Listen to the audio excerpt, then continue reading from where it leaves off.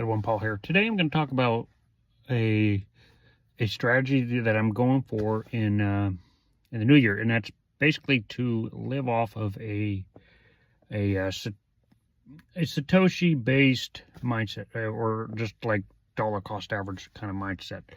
And I'm going to give you guys some scenarios on what to do and kind of how to come out ahead even in a bear market. So the whole goal of dollar cost averaging here is, you buy when it's up, you buy when it's down, and you buy in between. Now for me, for this strategy and going into next year, there's about 4 coins that I'm focusing and doing dollar cost averaging in. The main one here is Bitcoin, of course, because you want to accumulate as much as possible. So the coins of choice as of right now is, for me, Bitcoin, XRP, Ethereum, Solana, and maybe another coin. But those are the coins I'm focusing into next year in dollar cost averaging, at least as dollar cost averaging goes. So I want to kind of teach you guys what to do to increase your bags. It's not depending on what Bitcoin is doing. What you want to do in dollar cost averaging, there's a couple steps for this. First thing you want to do is you want to start dollar cost averaging, so we'll start accumulating crypto. And once you start that, and you want to transition to where you're basically living off of where you can live off of crypto, basically. And you're transitioning out of kind of like the USD mindset, and you're transitioning more into living in a crypto, living off crypto, basically. And there's a couple ways to do this. It doesn't matter. Now, the first step here is to accumulate. I would suggest Bitcoin. Start accumulating as much as you can, whether you're in a bear market or bull market. But the next phase here is to accumulate, whether we're in a bull market or bear market, still to accumulate. So I'm going to go over 2 scenarios here of how you can start accumulating. And the first step here is, it's not by trading Bitcoin, it's by trading other assets. Now, I have found that when you want to trade, and this is in Forex or Robinhood, which options trading, but you want to focus on the asset that is easier to read, and for me, that's the S&P500. So what we're going to be doing in this scenario is we're going to be options on Robinhood, or you can do Webull too if you want, but basically just doing options and making profit long term with doing options, and then also doing it on Forex. And on Forex, you're going to be doing you're going to have a Satoshi based balance, and you're going to be trading the S&P and making your gains in Satoshi. So that's basically how it works.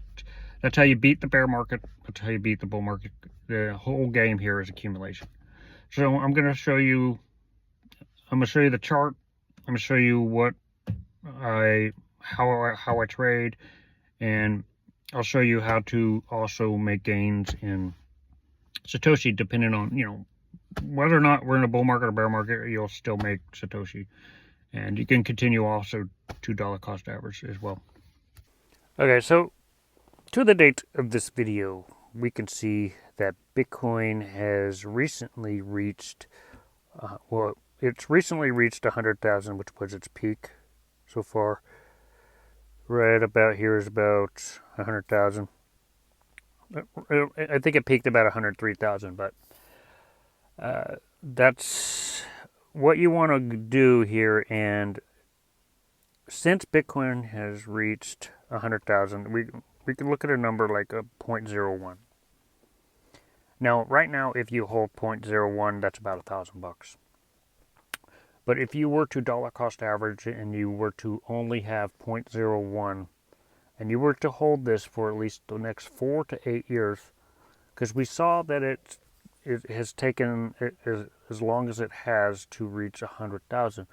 we know that in about 4 to 8 years, it's probably going to reach, it'll probably reach 1 million, and then next it'll reach 10 million in the longer terms. So this 0.01 here, when it does, it'll come back down. It'll probably come back down to about 60,000 after the bull market. It'll come back down to 60,000.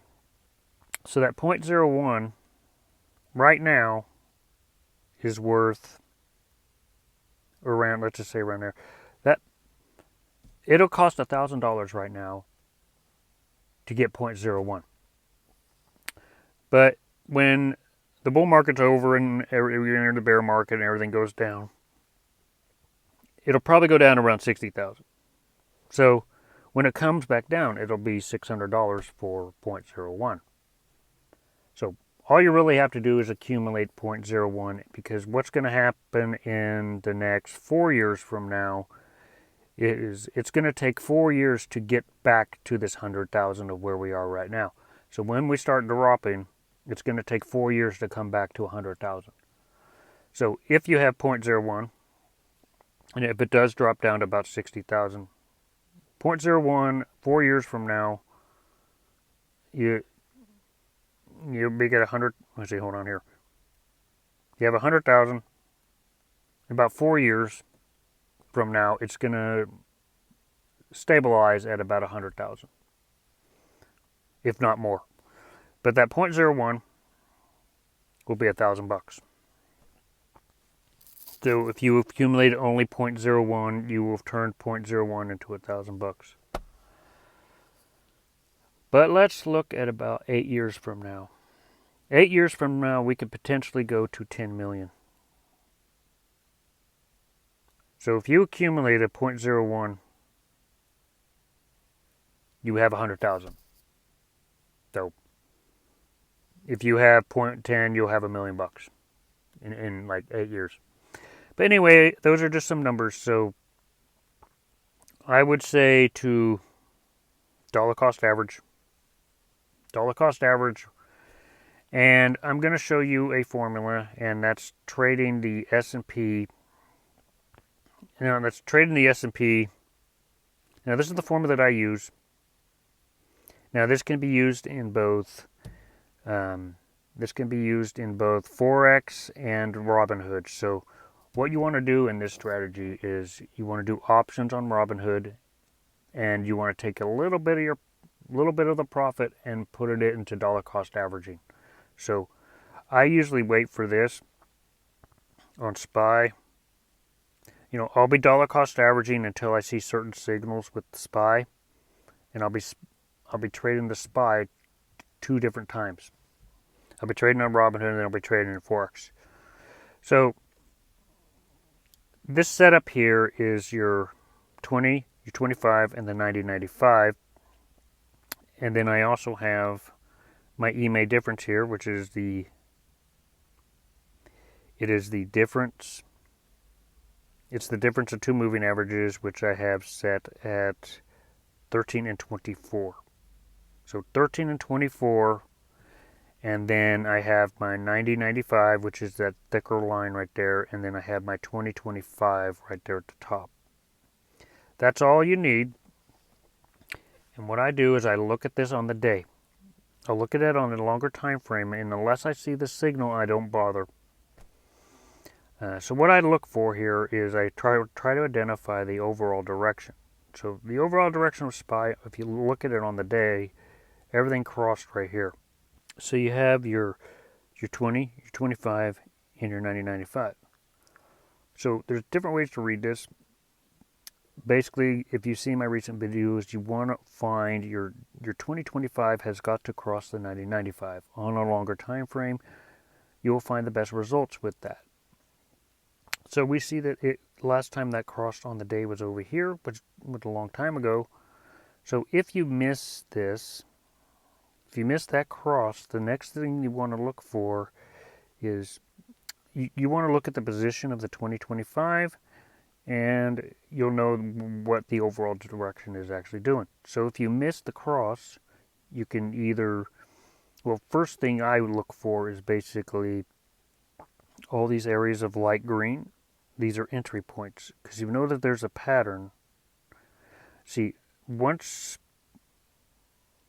this turns, see we're dark green right now, but once this turns into a light green, it's pretty much going to go in that direction for a couple days. You notice there's a pattern. Goes up, goes down a little bit, goes up, and we're going down a little bit. Goes up, goes down a little bit. Goes up, goes down a little bit. Goes up, goes down a little bit. So you want to get in at every time it turns from dark green to light green. Once it goes light green on the day chart, it's basically probably going to be going in that direction for a couple of days, so you can ride that out for a couple of days. So from here, if you wanted to wait, the last time this happened was right about here, so you could have entered here, here to here, and this took 14 days, and you would have made about $1,589 just by looking at this on the day chart. Then you got this one right here. Got this moment right here, turns light green. You wait it out for a couple days, and you collect profit. In 7 days there, you made $2,423.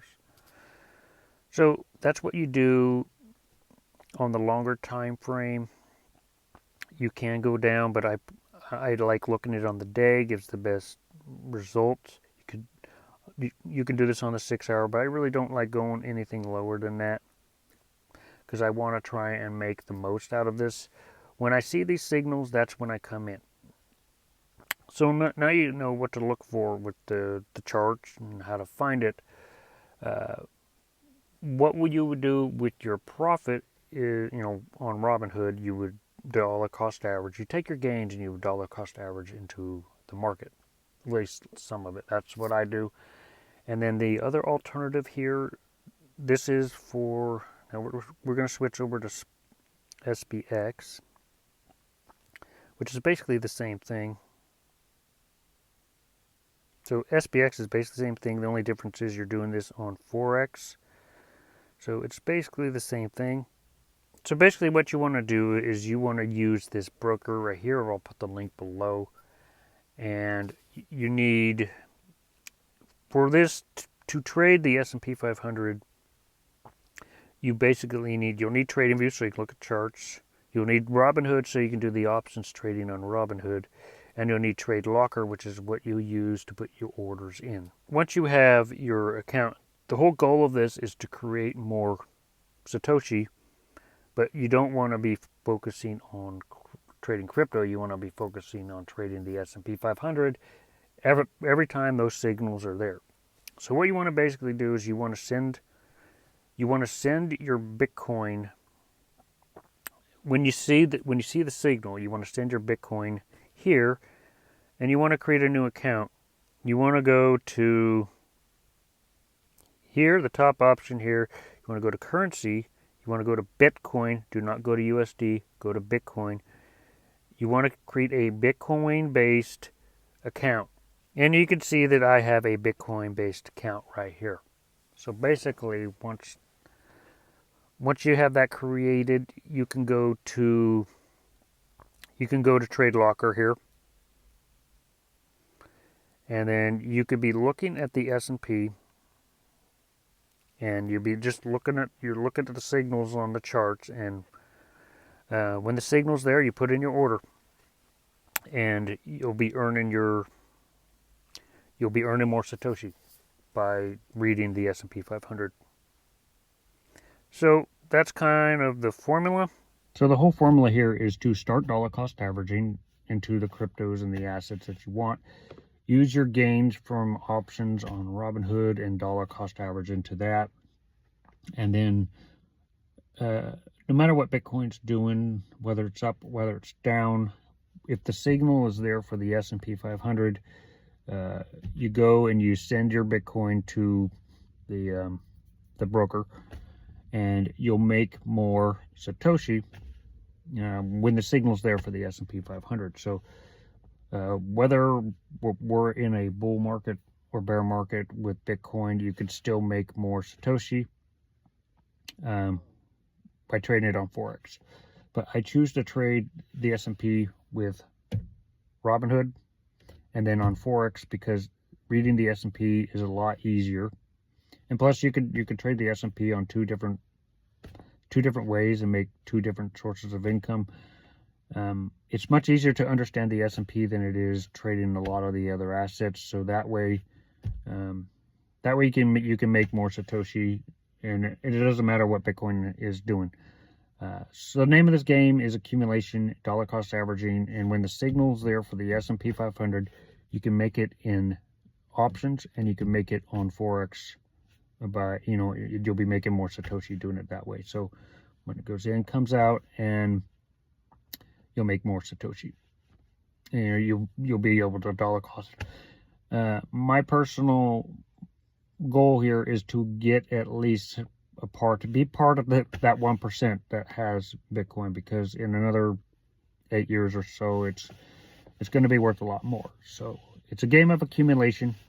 So anyway, I thought I'd share that strategy with you guys. This is not financial advice. This is for entertainment purposes only. It's what I am doing going into next year. But anyway, if you guys like this video, make sure you hit the like button, hit the subscribe button. See you guys in future videos.